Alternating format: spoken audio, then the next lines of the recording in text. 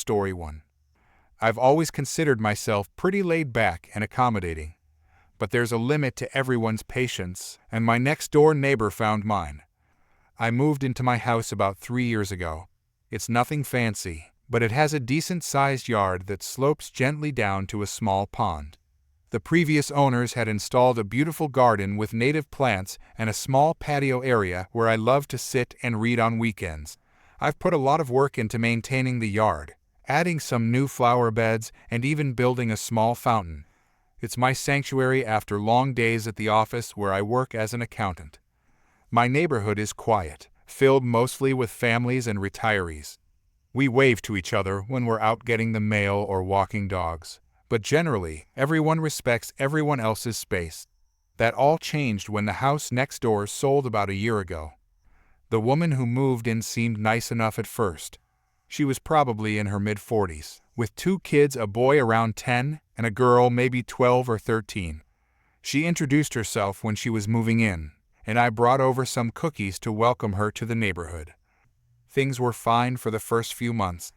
We'd chat over the fence occasionally, nothing too deep. But I started noticing little things. She'd let her kids cut through my yard to get to the bus stop, even though it was just as easy to walk around. Her dog would do its business on my lawn, and she never seemed to have bags with her. Small annoyances, but nothing worth making a big deal about. Then came spring, and with it, a lot of rain. Her backyard, which sits at a slightly lower elevation than mine, started collecting water. It wasn't quite flooding, but it was definitely muddy. I felt bad for her, but it wasn't really my problem. She'd chosen to buy the house without checking drainage issues. One Saturday morning in April, my doorbell rang. There she was, wearing yoga pants and a bright smile that didn't quite reach her eyes. Hi neighbor, I need a huge favor. Me, good morning. What's up? Well, as you know, my backyard is a complete disaster right now with all this rain. She gestured dramatically toward her house. I nodded, waiting for her to continue. My son's birthday is next weekend, and we're having a party. I've already sent out invitations to 30 kids from his class and soccer team. But there's no way we can have it in my yard. It's just mud everywhere. I started to get an uncomfortable feeling about where this conversation was heading. So I was thinking, since you have such a beautiful yard that doesn't flood, we could just have the party here. It would be so perfect with all your space and that pond. The kids would love it. She said this as if she was offering me some kind of opportunity, rather than asking to use my private property for 30 children to run wild on. I'm sorry, but I don't think that would work for me. Her face changed immediately. The smile vanished. Why not? You're just one person. You don't even use most of your yard. My son will be devastated if we have to cancel his party.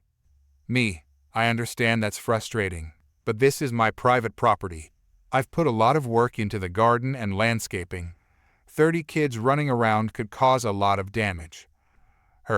We'll be careful. I'll make sure nobody damages anything. It's just for a few hours. I'm sorry, but the answer is no. Maybe you could look into renting a community center or having the party at a park. Those all cost money, and they're probably booked by now. I don't understand why you're being so selfish. It's just a yard. I took a deep breath, trying to stay calm. It's my yard, and I said no. I'm sorry about your situation, but I'm not comfortable with having 30 children I don't know running around my property. Fine. Be that way. I thought neighbors were supposed to help each other, but I guess some people only care about themselves. She stormed off, and I closed my door, feeling a mix of guilt and irritation.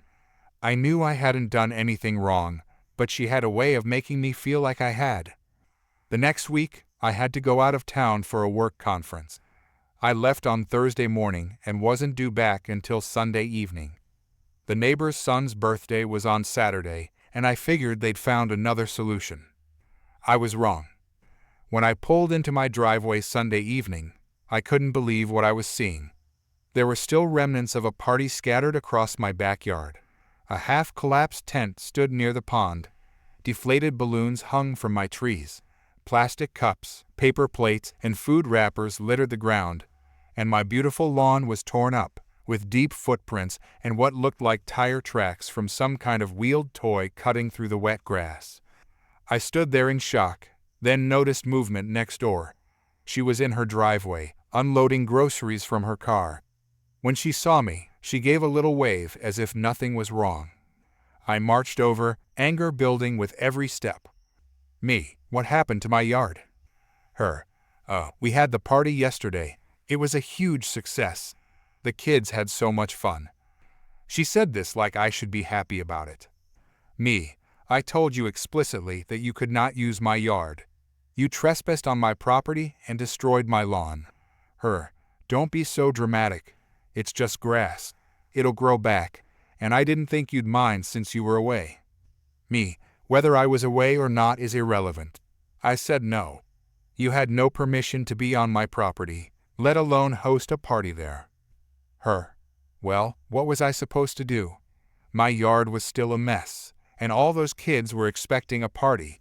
I couldn't disappoint my son. Me, that's not my problem. You should have found another solution instead of trespassing and damaging my property. Her, you're overreacting. We cleaned up most of it. I gestured toward my yard, where trash was still visibly scattered. Me, this is your idea of cleaning up. And what about my lawn? There are ruts everywhere. Her, the ground was softer than I thought. Some of the kids brought scooters, but seriously, it's just dirt and grass. I don't understand why you're making such a big deal about this. At this point, I realized there was no getting through to her. She genuinely didn't see anything wrong with what she'd done. Me, I'm calling the police to file a trespassing report, and you're going to pay for the damages to my yard. Her, you wouldn't dare. It was a children's birthday party, for God's sake. Me, watch me. I went back to my house and called the non-emergency police line. An officer came out about an hour later. I showed him the damage and explained the situation. He took photos and a statement from me, then went next door to talk to her. I could hear her voice rising from my porch, but I couldn't make out the words. The officer returned and informed me that she had admitted to hosting the party on my property without permission, though she claimed she thought it would be fine since I was away. He said I had grounds for both criminal trespassing charges and a civil suit for damages. I decided to pursue both. The trespassing was clear-cut, and she was charged. But I also wanted her to pay for the damage to my lawn, which would need significant repair. I got quotes from 3 landscaping companies. The lowest was just over $2,000 to fix the ruts, reseed the damaged areas, and repair my garden, which had been trampled in several spots. When I presented her with the bill, she laughed in my face. Her, I'm not paying that. It's ridiculous. Just throw some grass seed down. Me, this is professional assessment of the damage you caused. You can pay it voluntarily, or we can let a judge decide. Her, fine. Take me to court. No judge is going to make me pay thousands of dollars for some dirt. She was wrong. The small claims court judge was not amused by her attitude or her actions. I brought photos of my yard before and after, the landscaping quotes, and text messages from other neighbors who had witnessed the party. The judge ruled entirely in my favor, ordering her to pay the full $2,100 for repairs plus court costs. As we left the courthouse, she was fuming. Her, I hope you're happy. You've ruined my family's finances over some stupid grass. Me? No, you did that when you decided to trespass on my property after I explicitly told you not to. Her, my kids won't have Christmas presents this year because of you. Me, your kids won't have Christmas presents because their mother thought rules didn't apply to her. I walked away, feeling a weight lift off my shoulders. I'd stood my ground against someone who thought she was entitled to whatever she wanted, regardless of others' boundaries. She paid the judgment eventually, after the court started proceedings to garnish her wages. I used the money to repair my yard and install security cameras.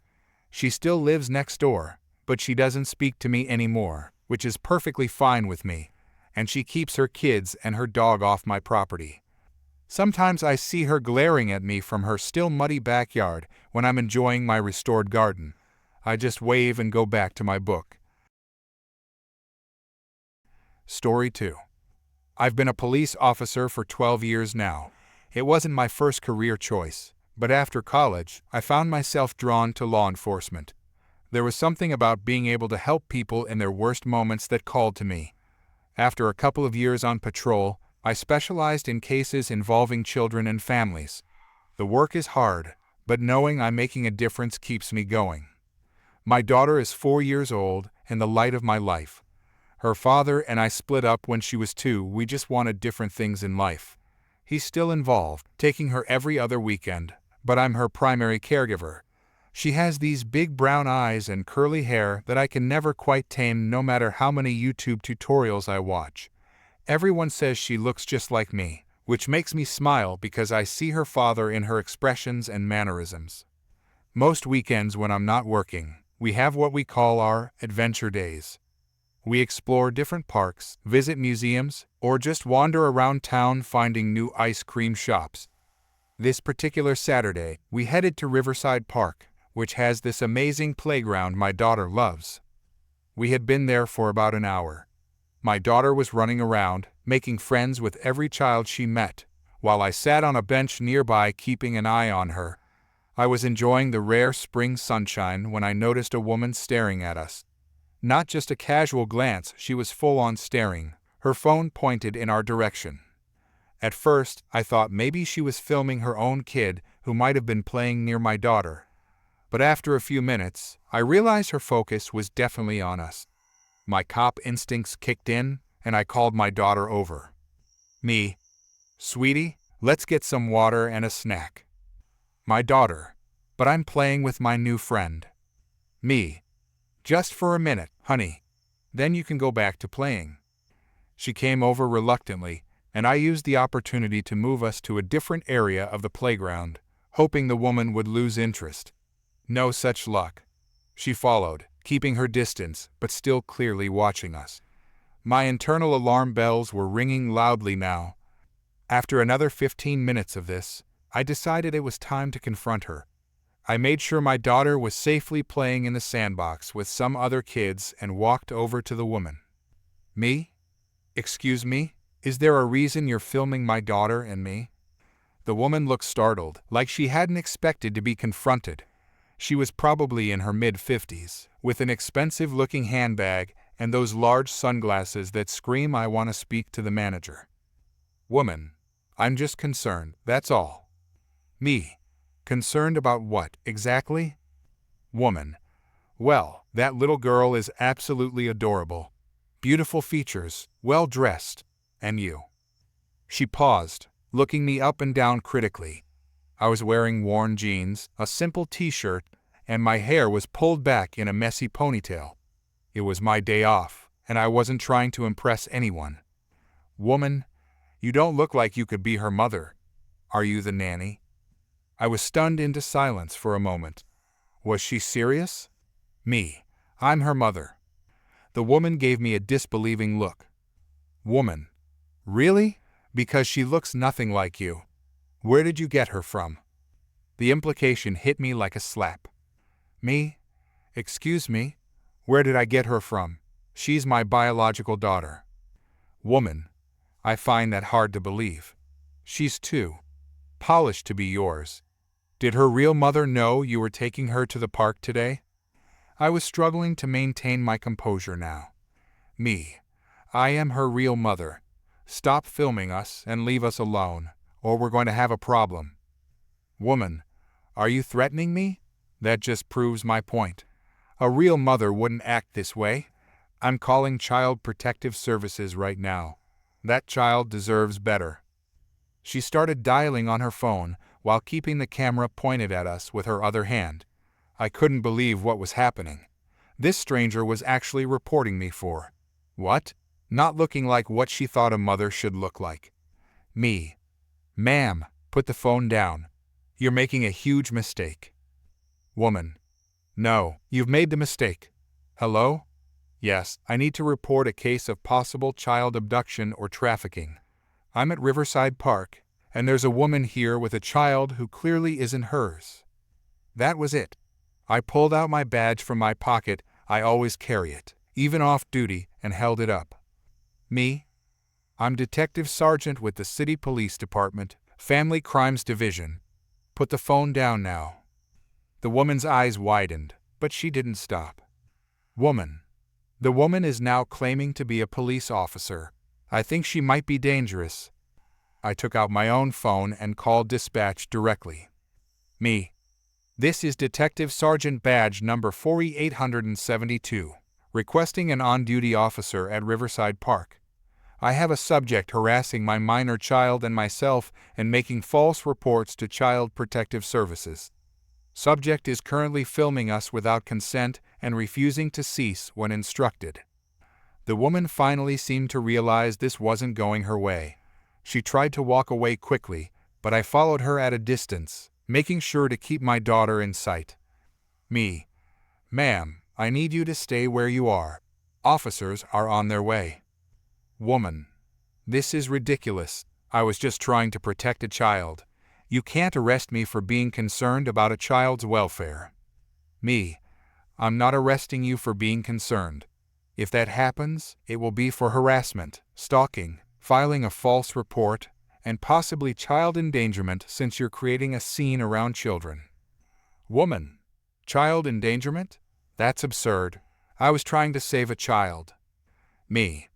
By traumatizing her and trying to separate her from her mother based on nothing but your prejudice? How do you think that child would feel being taken away by strangers because some woman thought her mother didn't look right? By this point, my daughter had noticed the commotion and came running over. My daughter? Mommy, why are you talking loud? Are you mad?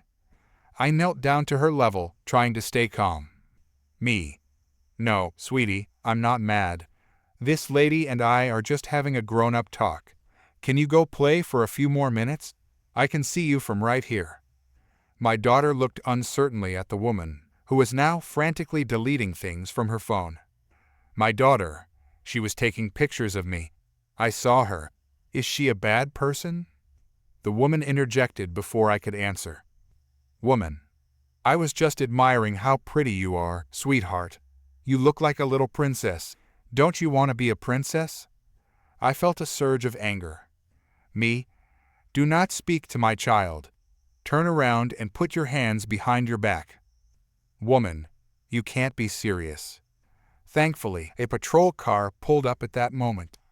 2 officers I recognized from the precinct approached us. Officer 1. Detective, what's the situation here? I explained quickly while keeping my daughter close. The woman tried to interrupt several times with her version of events, but the officers knew me and took the situation seriously. Officer 1. Ma'am, we need to see your phone. Woman. Absolutely not. That's private property. I know my rights. Officer 2. Ma'am, we have reason to believe you've been recording a minor without parental consent and using your device to file a false police report. We can either look at it now, or we can get a warrant, and you can come down to the station with us. The woman clutched her phone to her chest. Woman. This is harassment. I want to speak to your supervisor. Officer 1. You're currently speaking to a detective sergeant who outranks both of us, ma'am. While this was happening, my daughter was getting increasingly upset. I picked her up and held her close. My daughter. Mommy, I want to go home. Me. We will, baby. Just a few more minutes. The woman seemed to finally realize the severity of her situation and changed tactics completely. Woman. I made a mistake, okay? I was just concerned about the child. Can't we just forget this happened? Me. You followed us around the park filming my child without permission. You called Child Protective Services with false allegations. You tried to delete evidence when confronted, and you caused my daughter distress. No, we can't just forget it happened. In the end, the officers arrested her for harassment and filing a false report. They confiscated her phone as evidence, and I gave a full statement.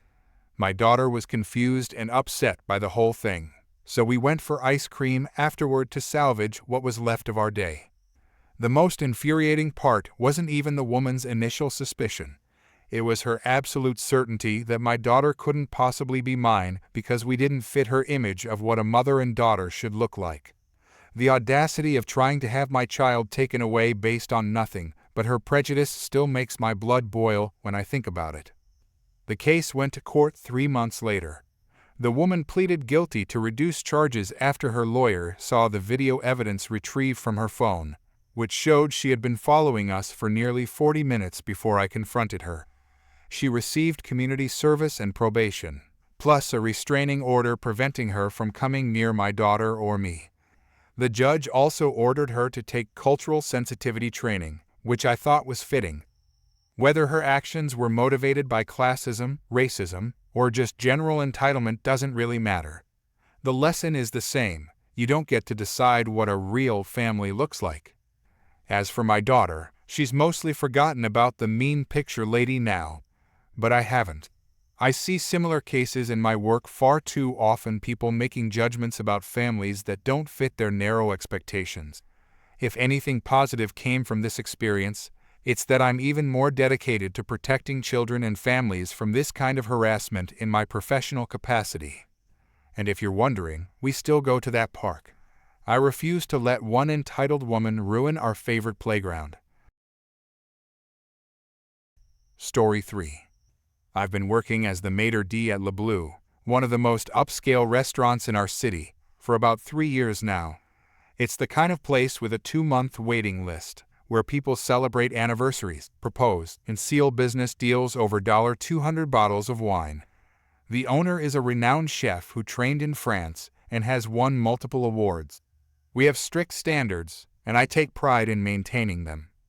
My job involves greeting guests, checking reservations, and making sure everyone has the exceptional dining experience they're paying for.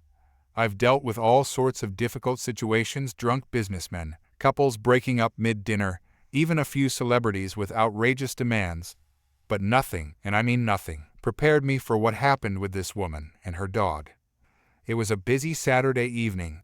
Every table was booked, and we had several VIPs dining that night, including the mayor and a famous food critic. I was at my station near the entrance, checking people in and directing them to their tables, when I heard the door swing open. Before I even looked up, I heard the distinct clicking sound of dog nails on our imported Italian marble floor.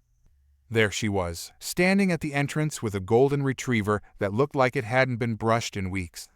The dog was panting heavily, shedding fur everywhere, and pulling on its leash to sniff at everything. The woman was dressed expensively but inappropriately casual for our establishment: designer jeans, a silk blouse, and so much jewelry it looked like she'd robbed a Tiffany's. She had that haircut, you know the one. Me? Good evening, madam. Do you have a reservation? She completely ignored my question and marched up to the podium, dragging the dog with her. The poor animal was clearly untrained, lunging at a nearby server carrying a tray of champagne flutes. Woman, table for 2. Your best one, by the window. Me, I'm sorry, madam, but we don't allow pets in the restaurant. It's against health code regulations. Her face immediately transformed from entitled confidence to outrage. She clutched her designer purse tighter and pulled the dog closer to her. Woman, this is my emotional support animal. You have to let him in. It's the law. Now, I'm well versed in actual service animal regulations. Emotional support animals don't have the same legal protections as service animals, and even legitimate service animals can be removed if they're not behaving properly or pose a health risk. Me, I understand, madam, but emotional support animals aren't covered under the same regulations as service animals. Additionally, for health and safety reasons, we cannot accommodate dogs in our dining area. I'd be happy to recommend some excellent restaurants nearby with outdoor seating where your dog would be welcome. Woman, do you know who I am? My husband is a very important lawyer. You can't discriminate against me. The dog was now actively shedding all over our entrance area. A small cloud of golden fur was forming around them, and some of our waiting guests were starting to look uncomfortable. One woman in an expensive black dress was already brushing fur off her clothing with a displeased expression. Me. This isn't discrimination, madam. This is a health code requirement that applies to everyone. Perhaps I can offer a reservation for another time when you don't have your dog with you. Woman. His name is Muffin, and he goes everywhere with me. He needs his dinner too. I want to see your manager right now. I tried to stay calm and professional. Me. I am the manager on duty this evening. Again, I apologize, but we simply cannot allow. Before I could finish, she pushed past me, dragging the dog through the dining room toward an empty table that was being prepared for a reservation due to arrive in 15 minutes. The dog was now barking excitedly, causing heads to turn throughout the entire restaurant. I quickly followed her, signaling discreetly to our security guard who was positioned near the bar. He began making his way toward us, but not before the woman had already seated herself at the table, pulling out a chair for her dog as well. Woman. Muffin and I will both have the filet mignon, medium rare, and he'll need a bowl of water. Make it bottled, not tap. The server who had been setting the table looked at me with wide, panicked eyes. Several nearby diners were watching the scene unfold with expressions ranging from confusion to disgust. The dog was now half on the chair, half on the pristine white tablecloth, shedding fur all over everything. Me, madam, I must insist that you leave immediately. You cannot bring your dog into our dining area. Woman, we're not going anywhere. We're hungry, and you'll serve us, or I'll sue this place for discrimination and write such a bad review you'll be out of business by Monday. The security guard arrived at our side. He was a large, imposing man, but with a gentle demeanor. He always tried to handle situations without escalation. Security guard. Ma'am, I need to ask you to follow the maitre d's instructions and exit the restaurant with your dog. Woman, I know my rights. This is discrimination against people with emotional disabilities. As she was shouting, I noticed something horrifying.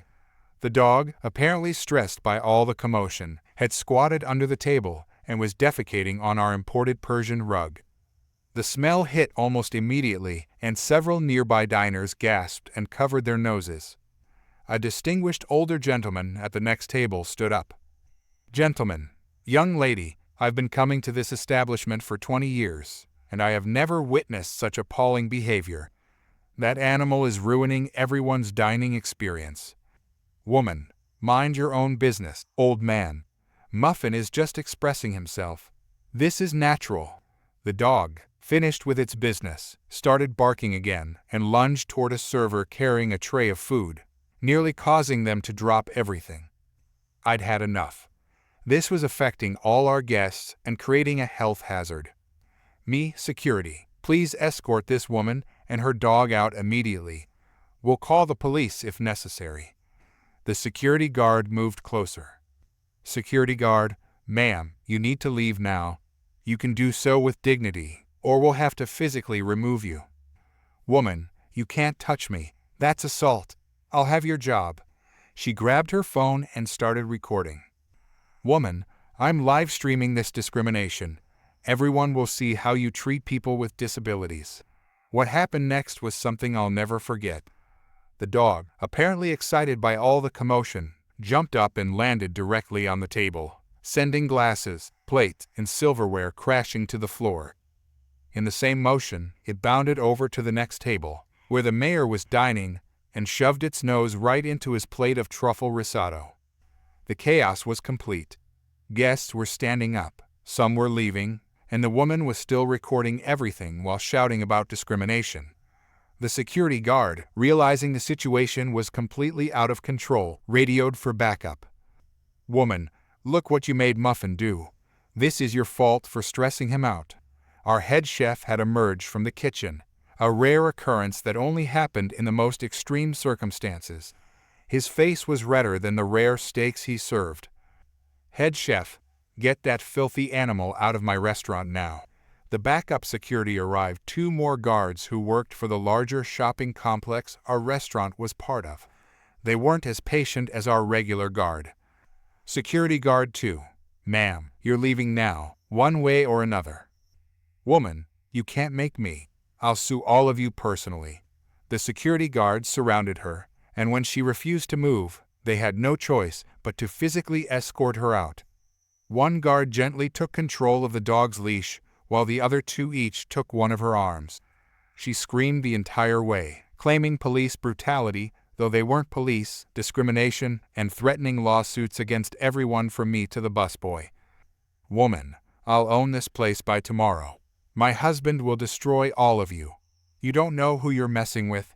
As they dragged her toward the exit, the dog, seemingly excited by all the action, broke free and ran back into the restaurant, tracking poop across 3 more tables before the security guard could catch him again. The aftermath was disastrous. We had to comp meals for half the restaurant. The tables where the incident occurred had to be completely reset.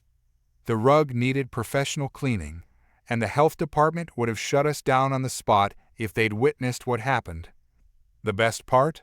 We later found out from one of our regular customers who recognized her that her important lawyer husband was actually an ambulance chaser with a strip mall office who had been disbarred the previous year for ethics violations, and she had pulled similar stunts at other establishments in town. The restaurant installed cameras after this incident, and her photo is now posted in our staff area with explicit instructions to deny entry. The owner even modified our reservation policy to include a clear statement about service animals versus emotional support animals. So that's my entitled people story. I still have nightmares about golden retriever fur floating through the air like some kind of bizarre snow globe effect. And I'll never forget the look on the mayor's face when a dog nose invaded his $75 risotto. Story 4. My birth mother isn't a great person. Just going to put that out there. For my birthday one year, I think maybe my 14th birthday, she was mean about everything for no reason. She said things like, "Don't eat too much cake, you don't want the extra pounds," and "That's all you have planned, because you don't have many friends." I had planned to see a movie, have ice cream, and go to the bowling alley afterwards. Apparently, she had already seen the movie because she told me all about the film I was about to see. Later that night, she was at the bowling alley. She got very loud and intoxicated. She talked very explicitly and got up to leave with 2 men. As she was leaving, she said, "My daughter is right there. Don't tell her I'm leaving with these guys." So everyone made fun of me for having a morally questionable birth mother.